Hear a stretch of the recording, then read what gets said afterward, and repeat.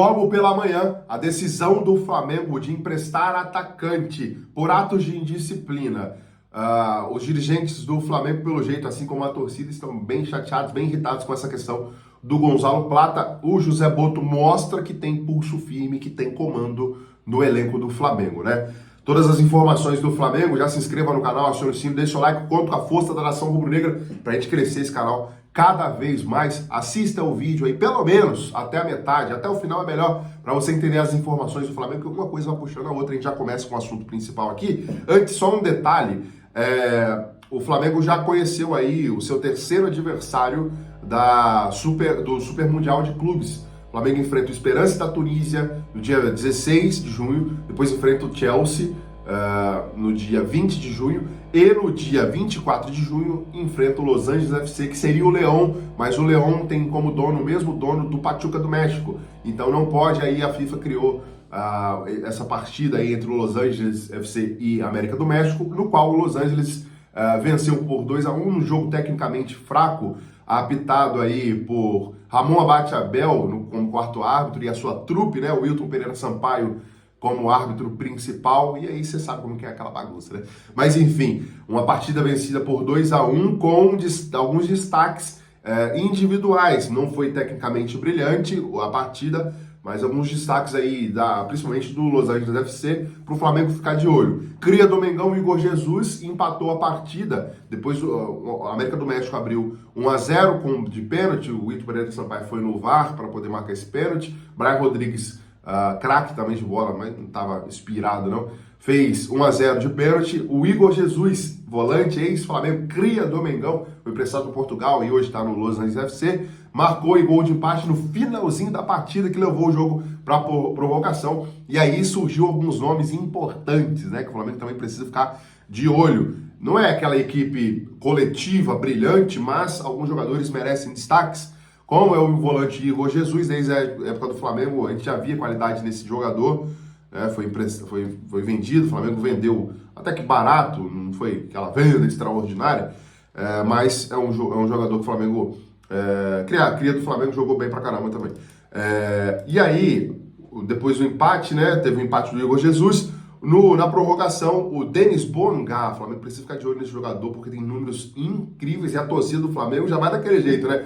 Contrata, já vai na rede social do jogador e enche, vem pro Flamengo, a torcida do Flamengo quer você e não sei o que. Depois você for na Denis Bongá. É importante o Flamengo ficar de olho, porque temporada 23-24, 46 jogos, 40 participações e gols, sendo 10 assistências e 30 gols em 46 jogos. Temporada passada, nos números bem próximos. E nessa atual temporada, 20 jogos, 10 gols e 3 assistências. Ou seja, é um jogador decisivo para o Los Angeles FC. Que tem também com o Giroud.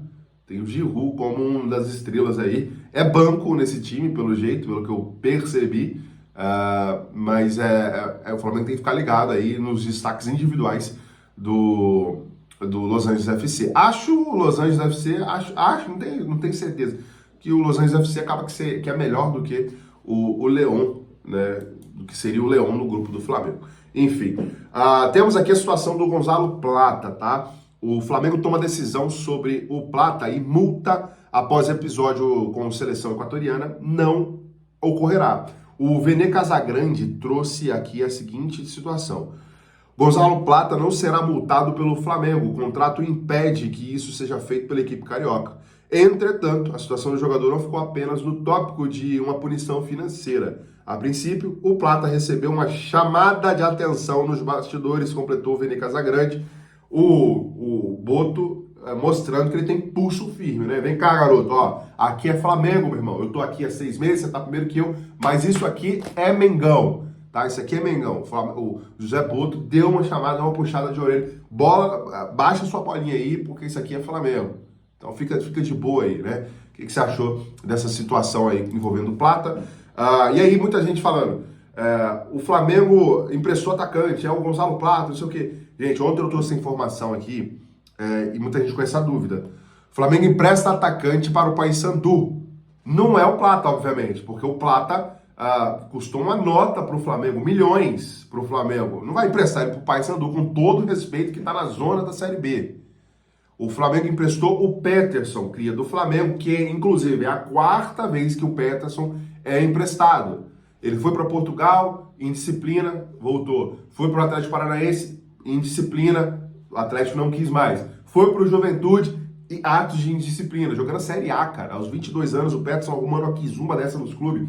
E não divulgam, não falam qual é a motivação, qual é esse ato de indisciplina, né? Tem que começar a falar, porque ele tem contrato com o Flamengo até 2027.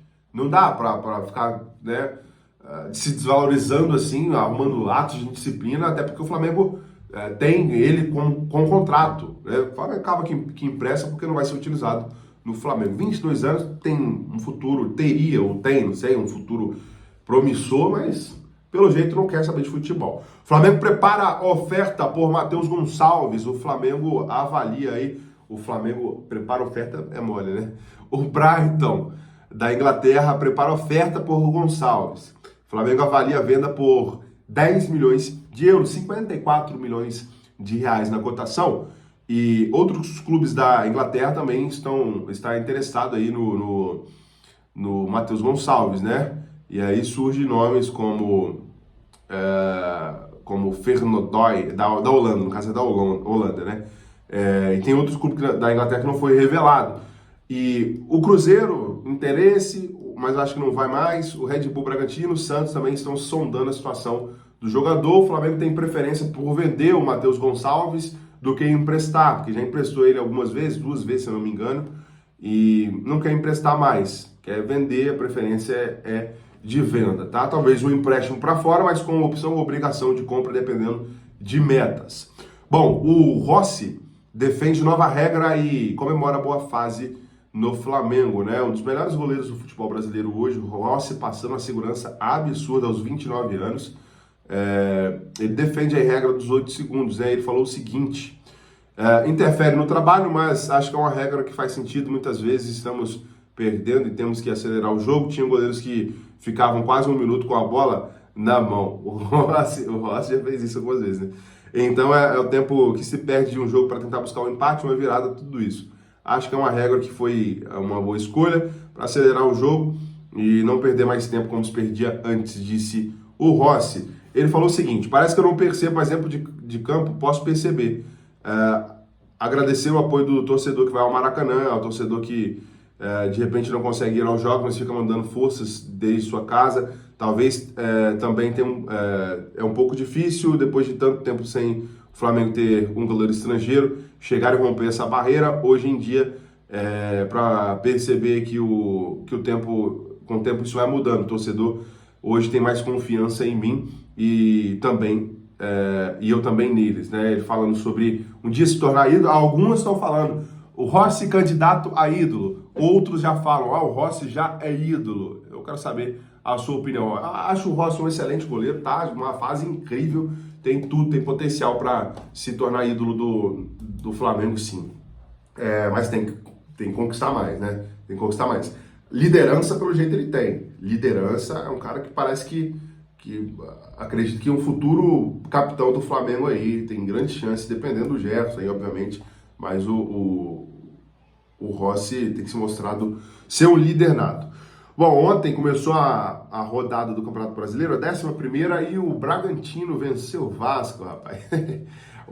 Venceu o Vasco e assume liderança momentaneamente, né? Porque hoje tem Cruzeiro e Palmeiras, um empatezinho ali, ou o Palmeiras ou o Cruzeiro vencendo e o Flamengo vencendo o Fortaleza. O Flamengo assume a liderança e depois o Flamengo só na volta do Super Mundial. Tem mais uma rodada do Campeonato Brasileiro, porém o Flamengo não joga. Foi um jogo que o Flamengo conseguiu adiar e acabou que todos os clubes depois que vão para o Super Mundial adiaram essas partidas.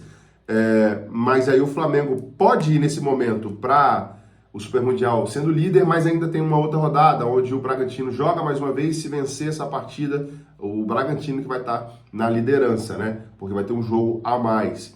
Então, o Flamengo fazer um bom jogo contra o Fortaleza, vencer a partida e um empate lá, Cruzeiro e Palmeiras, ou uma vitória do Cruzeiro, já coloca o Flamengo na liderança momentaneamente, até porque o Flamengo vai ficar com um jogo a menos, né? Vai estar com a liderança em um jogo a menos. Show demais. Coloca aí a sua opinião nos comentários, se inscreva no canal, acione o sino, deixe seu like, tamo junto e até o próximo vídeo. Valeu, nação!